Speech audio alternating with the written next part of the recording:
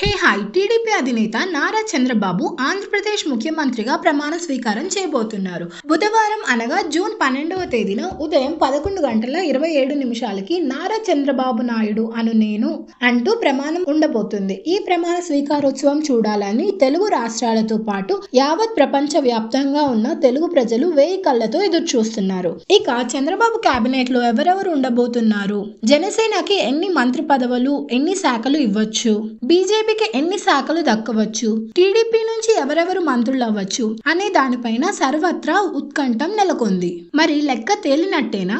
ఏ పార్టీకి ఎన్ని మంత్రి పదవులు, ఏ శాఖలు ఇవ్వాలి, ముఖ్యంగా ఆర్థిక, హోం, ఐటీ శాఖలు ఎవరెవరికి కట్టబెట్టాలి అని మంత్రివర్గ కూర్పుపై చంద్రబాబు, పవన్ కళ్యాణ్ ఇద్దరూ కూర్చొని నిశితంగా చర్చించారు. మరోవైపు ఈసారి ఎట్టి పరిస్థితుల్లోనూ మంత్రి పదవి కొట్టాల్సిందే అని ఆశావాహులు క్యూ కట్టేస్తున్నారు. ఇక చంద్రబాబుకి అత్యంత దగ్గర మనుషులతో కొందరు, నారా లోకేష్ తో మరికొందరు టచ్ లోకి వెళ్లి పైరవీలు సైతం చేస్తున్న పరిస్థితి. ఇప్పటికే మంత్రివర్గ కూర్పుపై దాదాపు క్లారిటీ వచ్చేసిందని తెలుస్తుంది. అయితే మంగళవారం జరిగే కూటమి పార్టీల టీడీపీ, జనసేన, బీజేపీ నేతల కీలక సమావేశంతో మంత్రి పదవులపై ఫైనల్ కావచ్చని తెలియవచ్చింది. మరి ఎవరికి ఎన్ని అనే విషయానికి వస్తే విశ్వసనీయ టీడీపీ వర్గాలు చెబుతున్న సమాచారం మేరకు మంత్రివర్గ కూర్పుపై చంద్రబాబు కసరత్తు పూర్తయినట్లు సమాచారం. కాపు, కమ్మ సమాజ వర్గాల నుంచి 5 నుంచి 6 మంత్రి పదవులు దక్కుతాయన్నట్టు.